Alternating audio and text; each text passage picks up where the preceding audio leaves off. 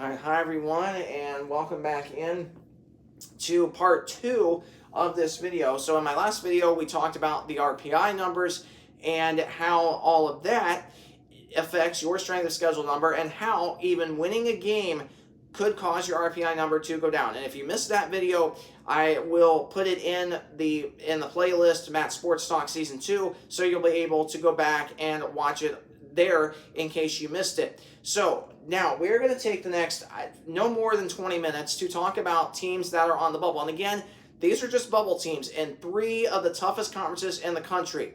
And that's going to be the Crossroads League, the G-PAC, Great Plains Athletic Conference, and the Mid-South. And I guess I could also throw in the Cascade Collegiate Athletic Conference, which is the CCC, out in the Mountain West, because there are, I think, 3 teams on the bubble out there, and that being Oregon Tech, Montana State Northern, and Lewis-Clark State. And I think maybe College of Idaho. I could be getting one of those teams mixed up. I know for sure Oregon Tech, Montana State Northern, and I believe College of Idaho. And again, I'm not again, I could have one of those teams mixed up, but I know for sure Oregon Tech, Montana State Northern, and I'm pretty sure Lewis-Clark State are the 3 bubble teams in the Cascade. So I guess I'll start with the Cascade. We talk about Oregon Tech. We talk, of course, Oregon Tech, Lewis-Clark State, and Montana State Northern. Again, I don't have pulled up in front of me what those 3 teams have done this year, but these are 3 really good teams to keep an eye on in the Cascade. And when you look at the Cascade, it's a super, super tough conference. I mean, there are a lot of good teams in that conference, and you know, when I look at that and I think, okay, well, again, this is just based on current standings only. I think those 3 teams are on the bubble. Montana State Northern, I think, is currently 4th in the Cascade. I believe Oregon Tech is 5th, I want to say, and I'm pretty sure College of Idaho is currently 6th, respectively, in the Cascade. Again, if I have any of those teams, you know, mixed up or flip-flopped in the wrong order, I apologize. But I think those 3 teams have a really good chance at making the national tournament. Now, of course, we're to the point now to where there's only roughly 2 to 3 games left in the regular season for every single conference. So, again, you know, we're down to the nitty-gritty. This is when it matters most. And again, we've already begun to see massive upsets in some of these conferences. And, for example, in the Red River Conference last night, you had North American that is in the Red River. They are currently the 4 seed in that conference, and with their upset win last night, they go to 14-9. So they were 13-9 going into that game, and they upset the number 1 seed LSU Shreveport last night by, I think it was by 4 or 5 points, I think it was, and that was despite North American having 30 turnovers, and they still figured out how to win the game. Why? Because they shot 52%. I believe it was 52% from 3. It might have been a little bit more than that. I know it was at least 50% from 3, whereas LSU Shreveport only shot, I think it was like 15 or 16% from 3. Obviously, that's your major difference there, as well as, you know, the late free throws down the stretch. So, and we've already begun to see massive upsets. In fact, I think we had another massive upset earlier this week. It was either earlier this week or last weekend with Ottawa in the KCAC, upsetting, I believe it was Friends out of Kansas. So, again, some of these other conferences, it's really, really competitive. It really is. And, of course, we've had some teams that have already clinched auto bids or on the verge of clinching auto bids. Of course, Rio Grande and the River States, they won 101-96 last night over Midway out of Kentucky, and that was at Midway. Midway's, of course, a bubble team in the River States. I think they're in, no question about it, barring something crazy. But I just think that Midway's in. Rio Grande is 1 win away officially from clinching the first auto bid in the River States. I forget what the second auto bid is. I think it's your second toughest strength of schedule in that conference, something like that. So, again, Rio Grande 1 win away from clinching the first auto bid in the River States.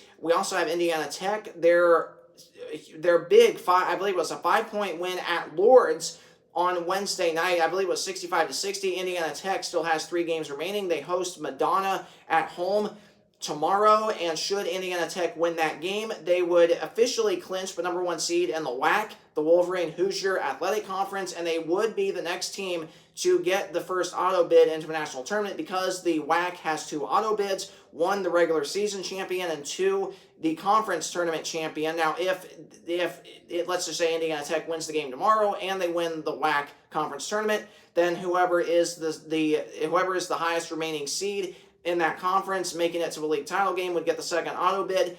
So again, we have 2 auto bids that are on the verge of being clinched tomorrow, one in the River States with Rio Grande and the other in the WAC with Indiana Tech. And of course, I believe we have one auto bid, at least that I know of, that's already been clinched, for at least I think for sure. That's in the Sun with Southeastern. With their win, they only have 2 games left in the regular season. They're up 3 games for the number 1 seed. So I'm pretty sure that Southeastern has punched their ticket to the national tournament. Of course, the Sun Conference has less than 10 teams, so they only get 1 auto bid in that conference. So right now, the only team in would be Southeastern. I think the only other team in for an at-large bid in the Sun is Kaiser. I don't think St. Thomas has done enough, and I don't see anybody below St. Thomas getting in unless they run the Sun Conference tournament, because obviously Southeastern doesn't matter because they officially, at least I think officially, have won the regular season and the first auto bid out of that conference. So now we get to some of the tougher conferences. I mentioned the Cascade off the top with 3 bubble teams there. So now we're going to talk about, I'm just going to talk about the Mid-South, and I'm going to end with the Crossroads League. Again, you know, and a lot of the other conferences, we could have multiple teams getting in. I think the KCAC could easily get 5 or 6.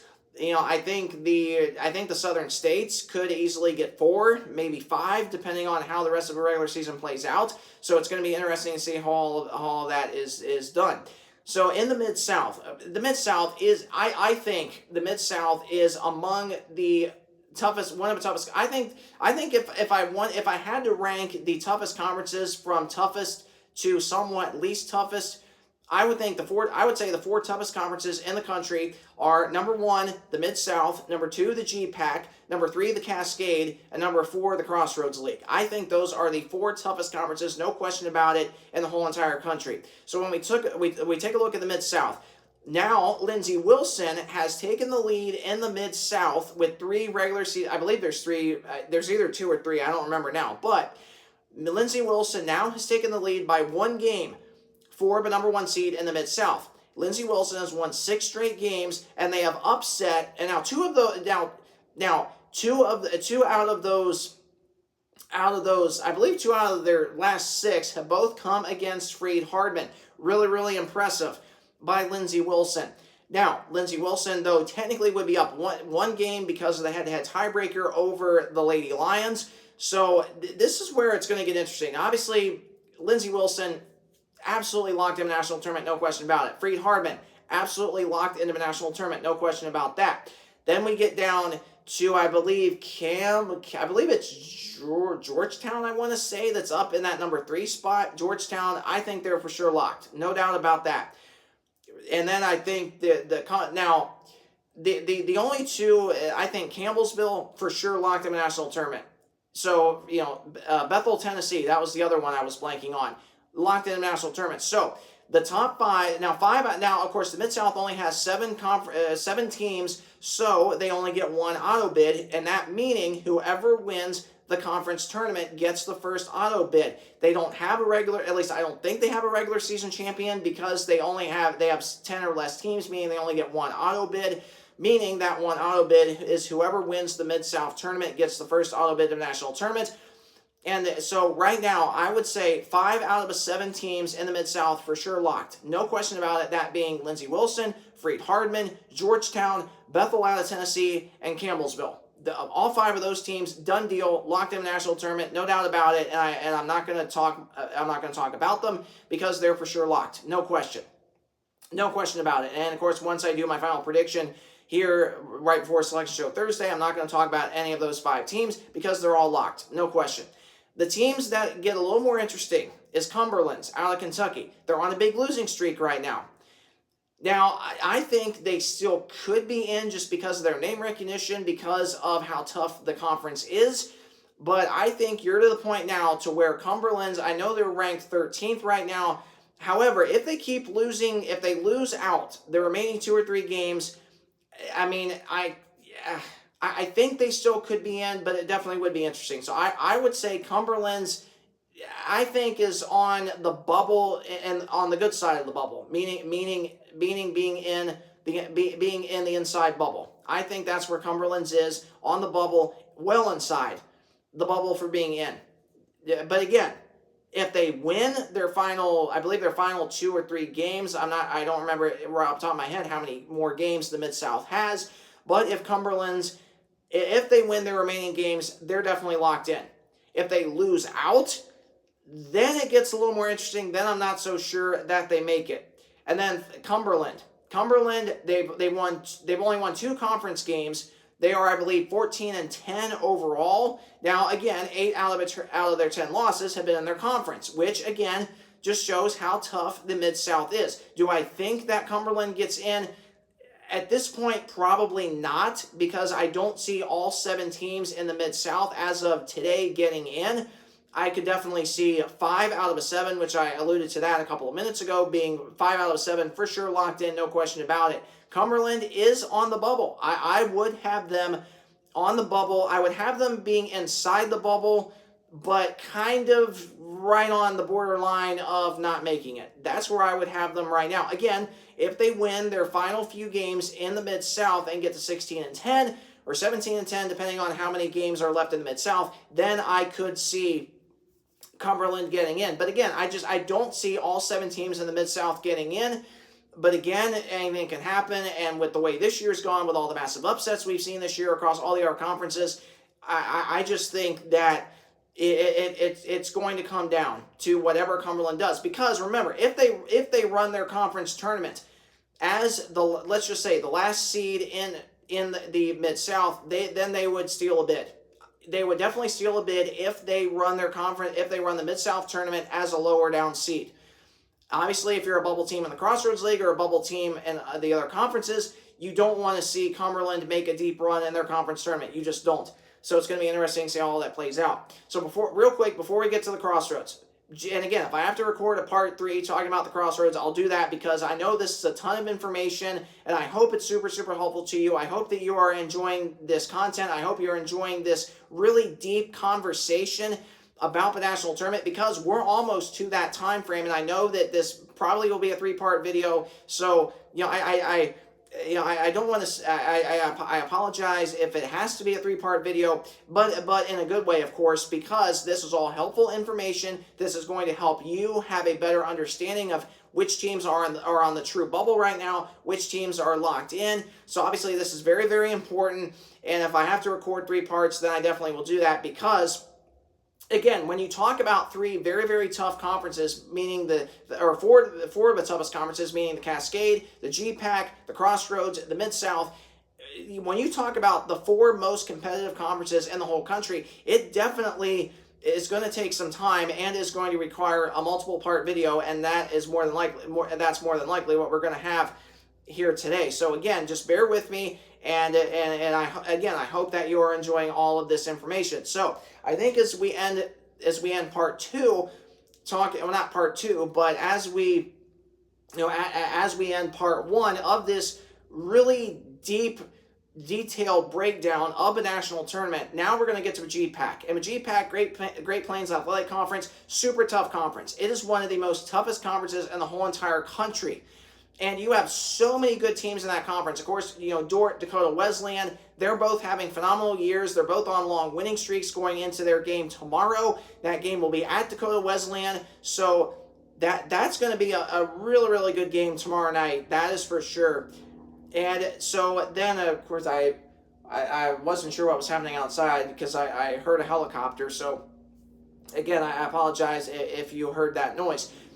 Now, of course, not just with those 2 teams in the G-PAC, but you also have Concordia out in Nebraska. You also have Briarcliff. You also have Hastings. And we have one team in the G-PAC that is starting to make a not deep postseason, but starting to make a deep regular season run, and that is Northwestern College out of Orange City, Iowa. This is a team that has made the national tournament the past 2 seasons. Now, I don't remember if they made the national tournament outside of the last 2 years, but I know for sure the last 2 years they have made it. at least for sure. I know they made it in the 21-22 season. Maybe they made it the last 4 years. Or last 3 years. I'm not 100% on that, but I do know that they made it in 21-22, and they made it in 23-24 and 24-25. That I know. So this is a team that has really struggled this year. However, they're 14-11 right now. They just upset Briarcliff at Briarcliff. Now, they also have a win. I'm pretty sure they also have a win against Hastings, which is a team ahead of them on the bubble. And again, this is just bubble teams that we're talking about. Now, for Northwestern, if they win the last few games, and I believe there's 3 left in the G-PAC. If Northwestern wins out and gets to 17-11, depending on what they do in the G-PAC tournament, they could get in as an at-large. They really could. And of course, now a month ago or even a few weeks ago, I was like, no, there's no way Northwestern gets in unless they get on a big winning streak and get red hot. But here they are. They're getting on a big winning streak at the right time. They're getting red hot. They now have a ranked win. Well, now over receiving votes, Briarcliff, but still a massive win nonetheless for this Red Raider team. Not just that.